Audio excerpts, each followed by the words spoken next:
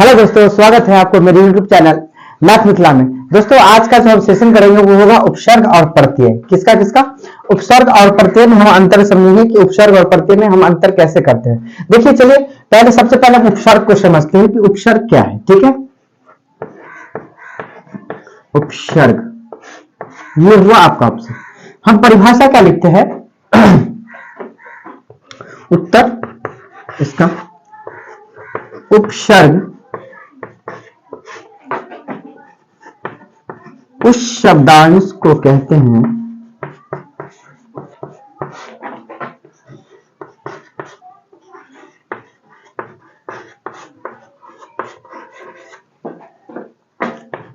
जो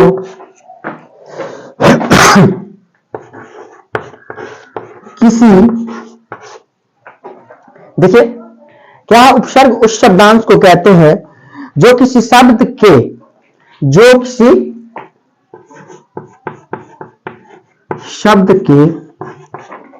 पहले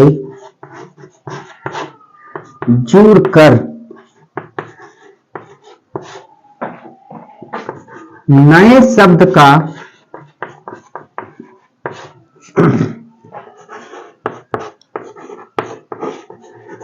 निर्माण करता है,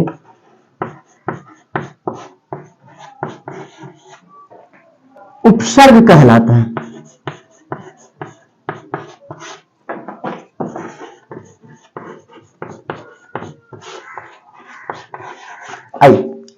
क्या है? उपसर्ग उस शब्दांश को कहते हैं जो किसी शब्द के पहले जुड़कर नए शब्द का निर्माण करता है, अन्य अर्थ को बताता है। वो क्या कहलाता है? वो उपसर्ग कहलाता है। क्या कहलाता है? वो उपसर्ग कहलाता है। क्या समझे आप? जो किसी उपसर्ग उस शब्दांश को कहते हैं जो किसी शब्द के पहले, देखिए यहां परिभाषा लिखा हुआ है, इसे जल्दी से स्क्रीनशॉट लीजिए।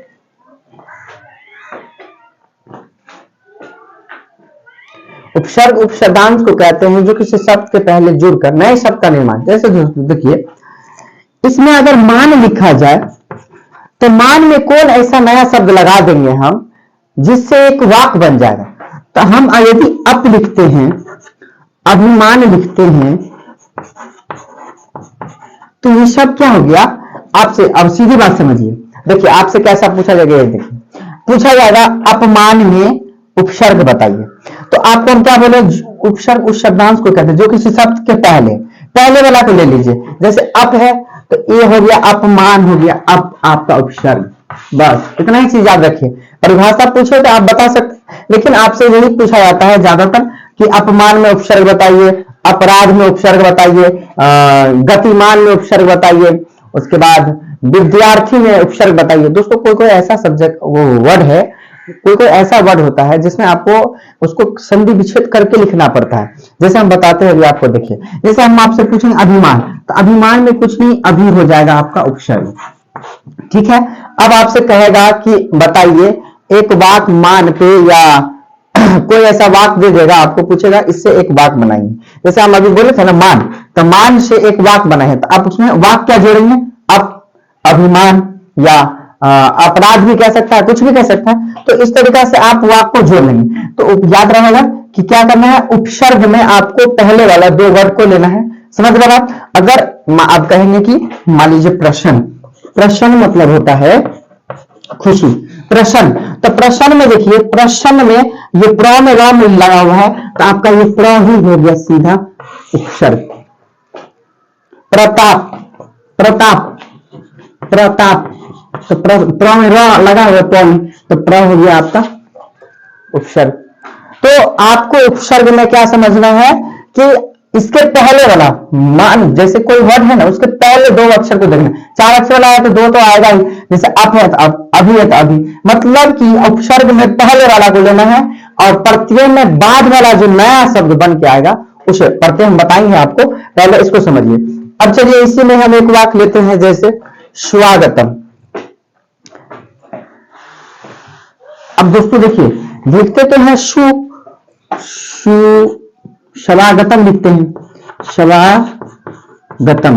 लेकिन दोस्तों जब इसका हम अगर कहेगा कि बताइए इसका वो उपसर्ग बताइए, तो आप यहां स्वा नहीं लिख सकते। क्यों? क्योंकि इसका खंड है, खंड क्या है देखिए, शु प्लस आगतम, ये होता है स्वागतम। शु प्लस आगतम ये होता है स्वागतम। तो आपको जो ये स्वागतम में क्या आ गया, शु पहले आ गया, तो आपका हो गया स्वागतम में उपसर्ग पूछेगा तो शु। समझ रहे आप? अब आप लोग मुझे कमेंट बॉक्स में इसका आंसर देंगे। हम कुछ कुछ वाक्य आप लोगों के लिए लाते हैं जो आप लोग हमके बना के दिखाइएगा, कमेंट बॉक्स में बताइएगा। जैसे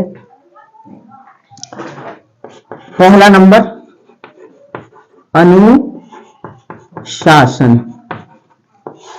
दूसरा अपराधी।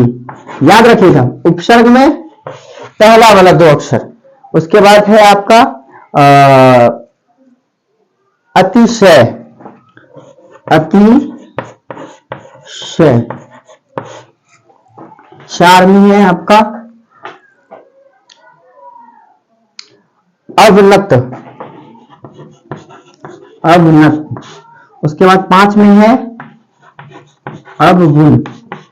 चलिए आप लोग इससे मुझे कमेंट बॉक्स में बताएंगे, इसका उपसर्ग बताएंगे। आप लोग फटाफट इसे नोट कर लीजिए, स्क्रीनशॉट ले लीजिए। आप लोग इससे मुझे कमेंट बॉक्स में बताएंगे, अनुशासन में उपसर्ग बताइए, अपराधी में उपसर्ग बताइए, अतिशय में उपसर्ग बताइए, अवनत में उपसर्ग बताइए, अवगुण में उपसर्ग बताना है। पांच आप लोगों के लिए। अब हम चलते हैं तो वो चलते हैं प्रत्यय पे। किस पे? प्रत्यय पे।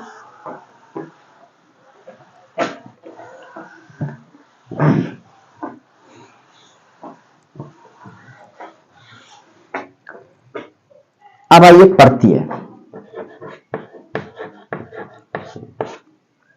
उत्तर, प्रत्यय उस शब्दांश को कहा जाता है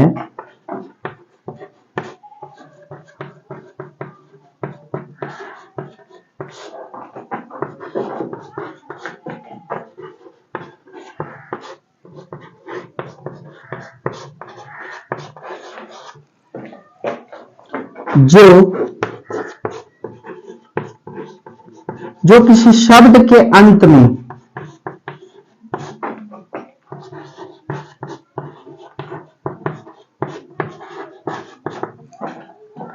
जोड़कर नए शब्द का निर्माण करता है।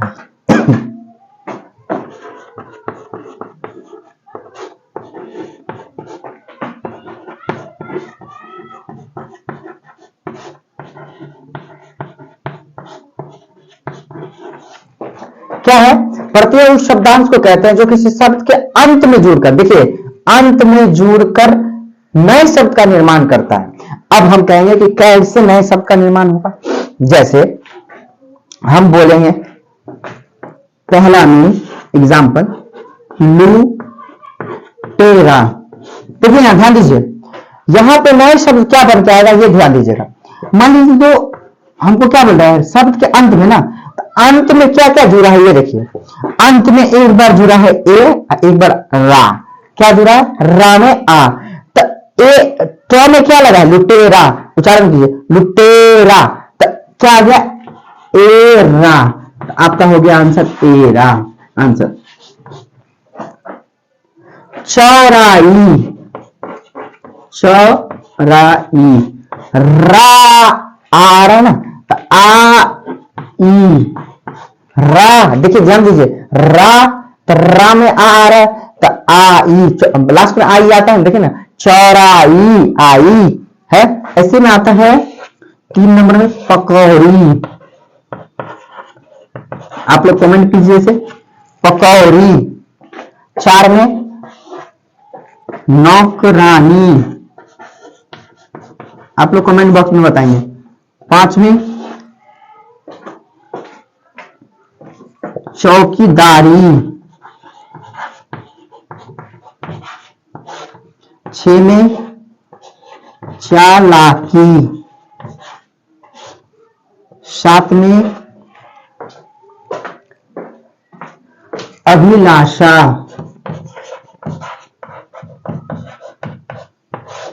अब आप लोग मुझे कमेंट बॉक्स में इसका आंसर देंगे।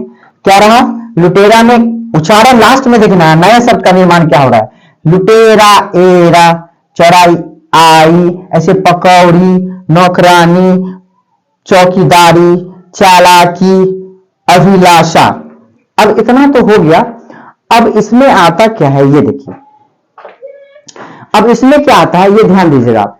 इसमें एक वाक्य आता है, इसको सबसे मोस्ट चीज है जानना। आपको ऐसे दे देगा और इसको मिटा रहे हैं अब हम।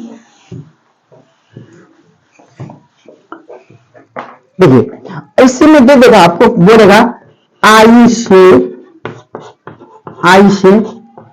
प्रत्यय बताएं। अब आप आई से कोई ऐसा प्रत्यय लाइएगा जिसके अंत में आई आओ। जैसे हम कहेंगे लड़ाई, चौड़ाई, लंबाई,